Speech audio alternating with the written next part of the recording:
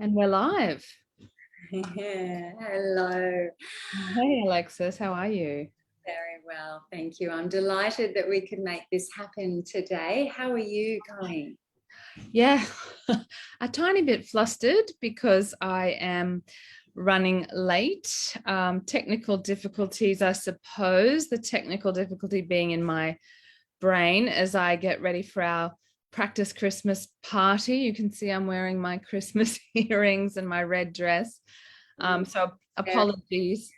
Thank you. I apologize for anyone who's been waiting for us since 3. Thank you for your patience. Yeah, it's great to be here. We have a very exciting topic today, one that was posed to us last week Yes. on jealousy. Yes.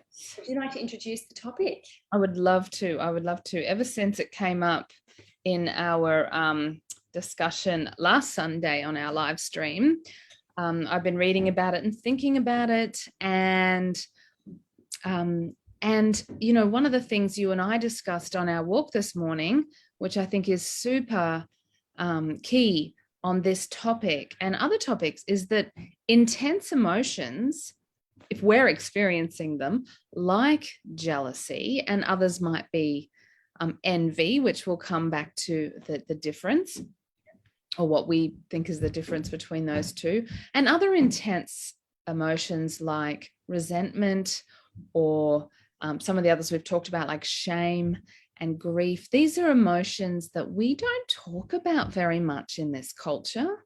I know I've had clients who feel bad about or ashamed of feelings like jealousy and other feelings. But today we're going to talk about the value that we can excavate from the experience of jealousy. And I just want to be clear that, a question may come up in your mind if you're listening of how do we deal with other people's jealousy? But I think we'll mainly have time for how to deal with your own jealousy, which may give insights into how to think about and relate to other people's jealousy. But yeah, I think it's a particularly relevant topic in this day and age of social media. What do you think? Yes, absolutely. I'm so pleased that you raised the guilt and the shame around it because I believe these emotions, they're kind of secondary emotions, secondary to the primary feeling of jealousy, can actually hinder us from finding the value of that primary emotion. And I'm so pleased you brought this new perspective to reframe jealousy. I just heard my neighbours. Can you still hear me okay? With some gardening happening. Oh yeah, I can hear you. You might hear my family in the background. We'll all be fine though. Good to know. And yes, I would have to agree. I think social media can be a very strong trigger for jealousy. I was reflecting on it that jealousy seems to only happen, well, for me, it seems to happen only with other women. I've noticed I rarely feel jealous of a male. So I thought that was an interesting reflection, whether it seems to be, there's obviously some sense of commonality, so we relate. And sometimes the jealousy even feels stronger if it's someone that I have a lot in common with. So that was an interesting reflection as I was kind of reflecting on ways in which jealousy manifests. I've certainly experienced it with other women, with even girlfriends and sisters and other mothers. That's where it has seemed, I've certainly recognized it in my experience. Yeah, that was one of the comments in one of the earlier posts today was around jealousy that can come up in, say, a mother's group. And, jealousy is a hybrid emotion. And what we mean in psychology by hybrid emotions is it's a real mixture of different feelings and perceptions, So, for example, we might feel jealous. I think of kids in school, where most people probably had this in some form, where they had a friend and then another friend came into the scene and somebody got jealous. And in that jealousy, there's a fear or a threat and a perception of what if I lose my friend? Now they're giving all this love and attention to somebody else. So there's a fear in the jealousy of loss. as well as perhaps a sadness or a fear of sadness if the loss occurs. At other times, I think jealousy contains more sadness than fear. You know, a disappointment that I really wanted that thing somebody else got and I didn't get it. You know, maybe we really wanted to win the netball trophy and the other team got the netball trophy. And I feel sort of a mixture of jealousy and disappointment, but always in the experience of jealousy, as far as I can tell, is a longing. There is a longing for something. And this is where we make meaning out of jealousy. And this is where it's different from envy. My sense is in envy, it's really primitive. It's like that person has that thing and I don't want them to have it. You know, if I can't be happy too, maybe I can sabotage or undermine or damage in some way that person's property or reputation or relationship. So there's more anger and rage, I think, potentially in envy. Whereas I think in jealousy, there's a bit more of this experience of a longing. You know, I want this friendship, or I want that netball trophy, that sense of achievement that it symbolizes. Or, you know, I want, I told you the story, Alexis, of in my first marriage, seeing some friends of ours who had this very close, affectionate relationship and feeling very jealous, but being very aware that that was because I longed for a similar kind of relationship as they had. And it's such a painful experience because it can be a searing pain of longing and of disappointment or threat and fear. So it's this hybrid emotion. So it's a bit complex, you know. Does that make sense? So interesting to hear those different manifestations of jealousy. I would have to agree. There seems to be one that's fueled by anger and threat. And I think I would say the anger is a natural reaction to feeling threatened. And it does feel very primal. It does feel that it's threatening survival, which brings in our discussion this morning around jealousy being a manifestation of a scarcity mindset, that there's not enough for you and me, therefore I'm angry or protective or threatened somehow. And I think that's really the case with envy more so than jealousy, but definitely can be there in both. With jealousy, we can get caught in the story of scarcity, like I'm not enough or I don't have enough. Yes. And if we get stuck in the cognitive element of jealousy, it can very much bring in envy as well. And then, you know, then I can get vengeful or angry or resentful. But yeah, that cognitive component of it is a story of I'm not enough or I don't have enough, the scarcity mindset. Well, that's what I was going to say.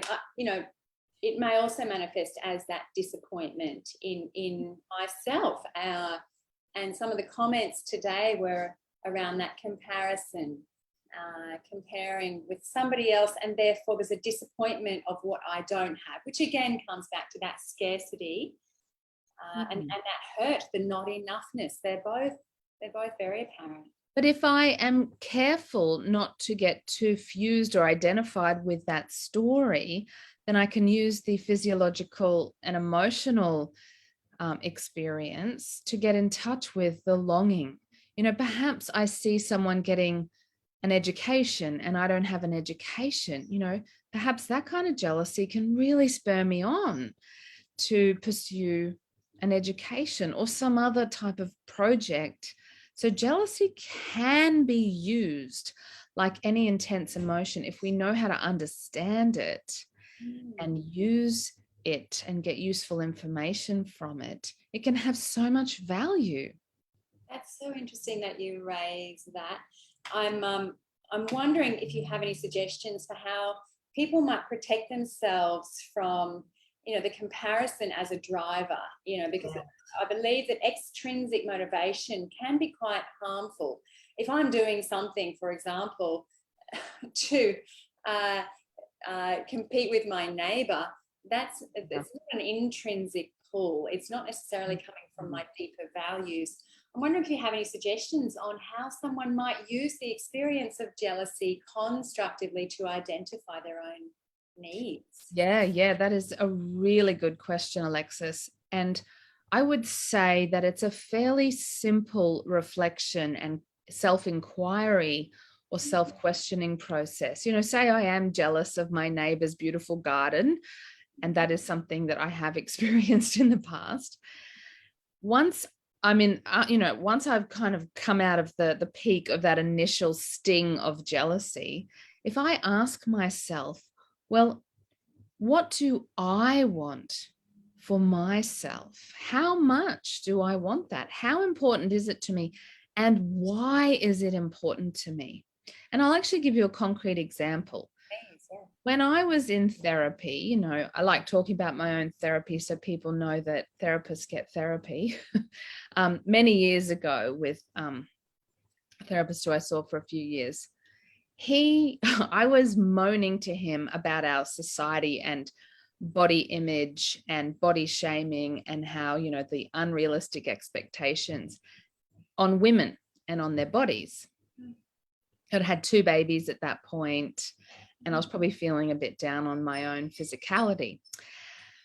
And he listened and he nodded and he agreed with me. And then he just looked at me and he said, but what do you want for yourself?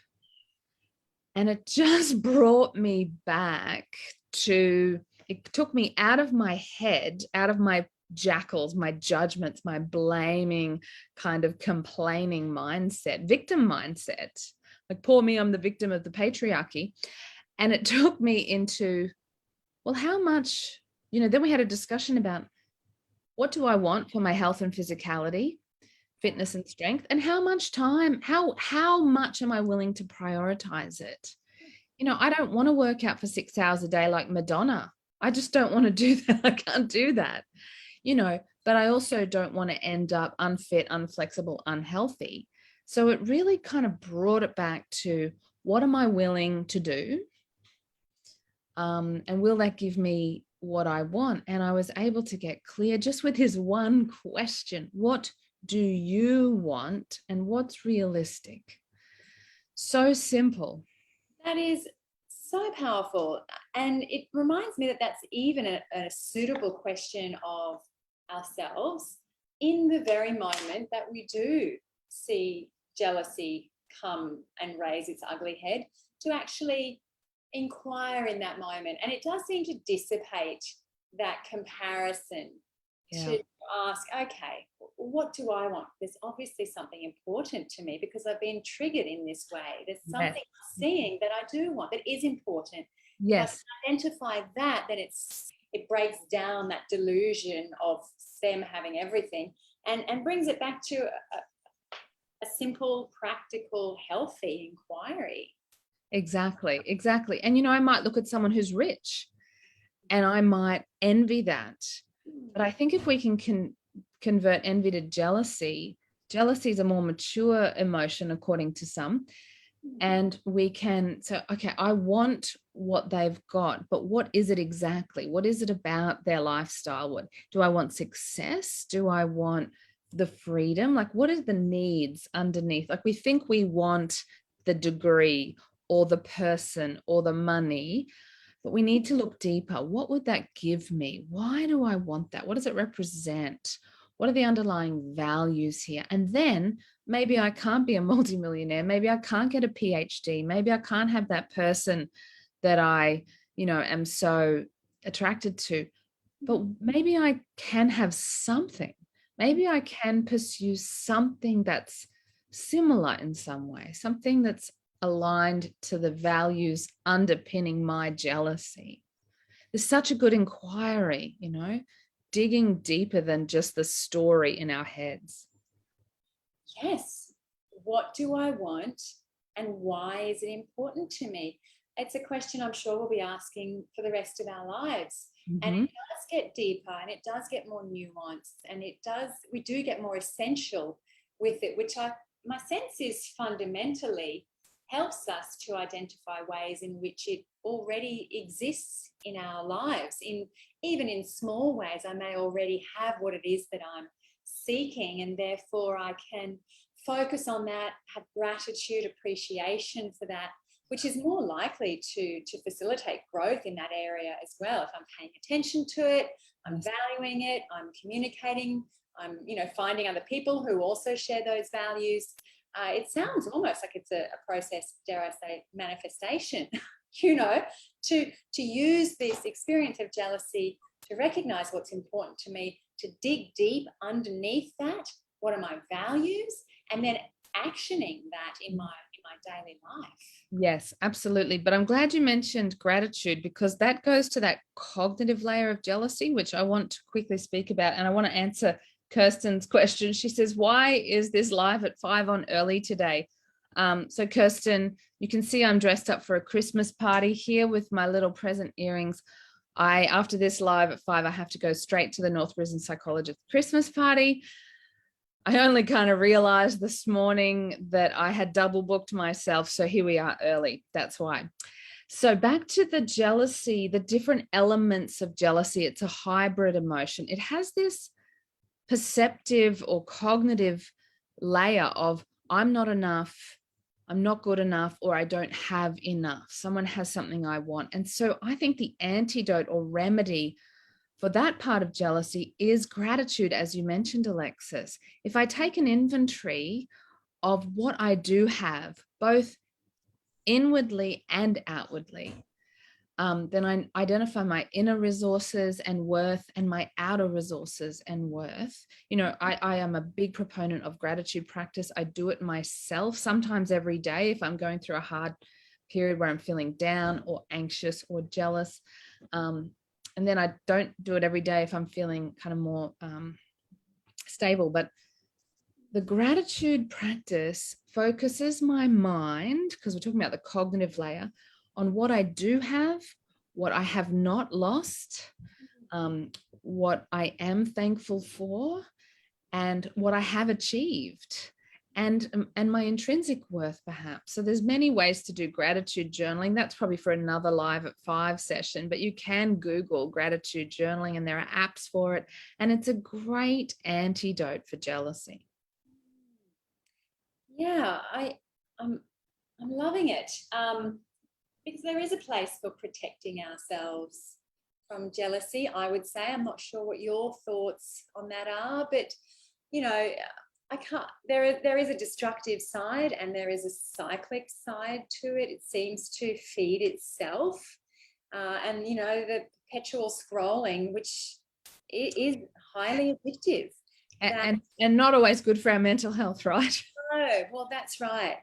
I think it is important to be able to protect ourselves and buffer ourselves from that comparison and bring it home to our personal experience. Yes. So gratitude is a simple, powerful way to do that.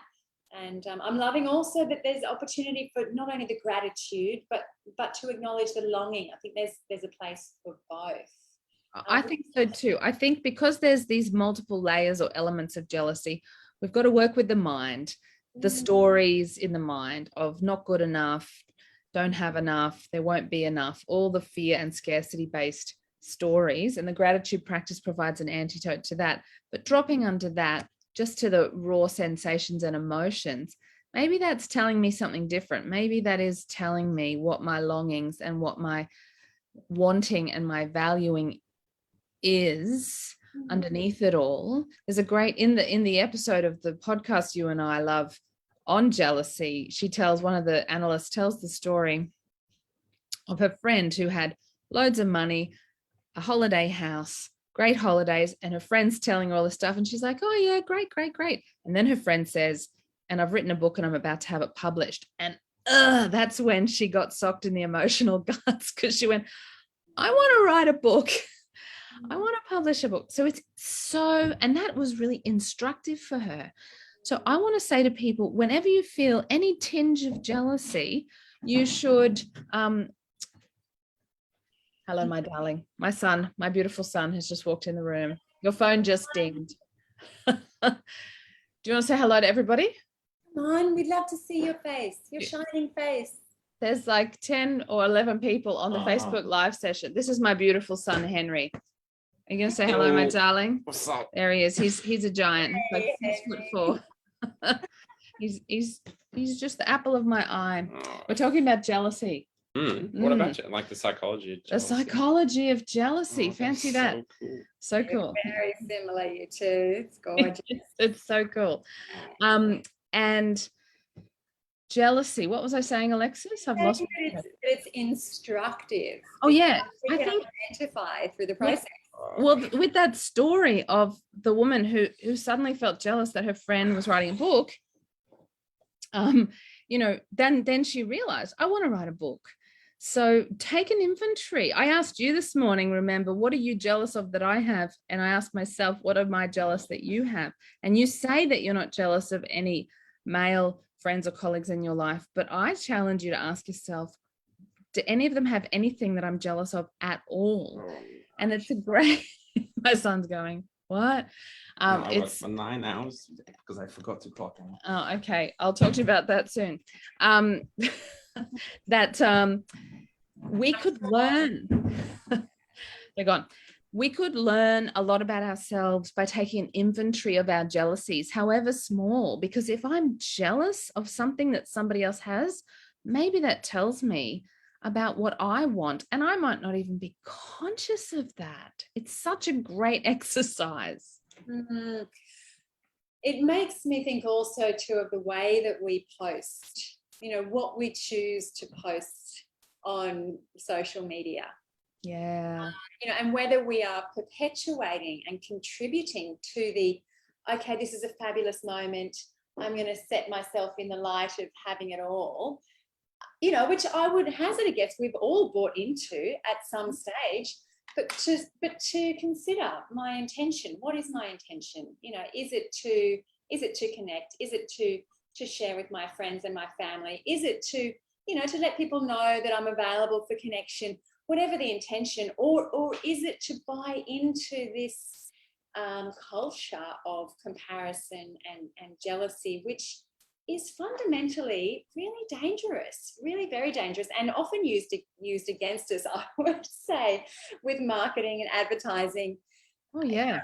Yeah, I'm sure it is. I don't know the psychology of that. But well, Brené Brown, that's part of her shame resilience theory, because with that jealousy can come shame. You know, because it could be linked to the story of I'm not enough and I don't have enough, then it can be include shame. That's why it's a hybrid emotion. It can bring in a lot of the other emotions. So one of the antidotes to shame is to zoom out and apply critical awareness to the cultural factors impacting on my feeling not good enough, and to really critique that. Like, who's making money out of me feeling bad? When you start to see that clearly, then you start thinking, you know, stuff that. I don't want to be spending all my resources, emotional and financial, on you know, contributing to that part of the culture. You know, what we're doing here, Alexis, is very subversive and counterculture.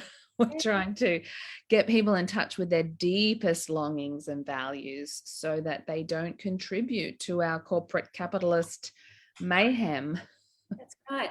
And I'd even argue that getting in touch with our deeper longings is an antidote to being a victim to materialism and that competitive, destructive tendency.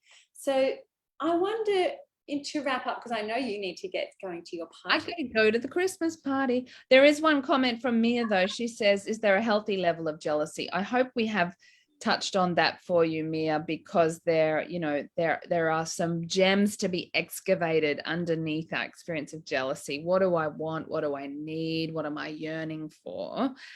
Underneath all the pain and all the story, yes, definitely is my answer to your question. Yes, and I would hazard a guess that we're probably all longing for just a few basic things like security and safety and connection.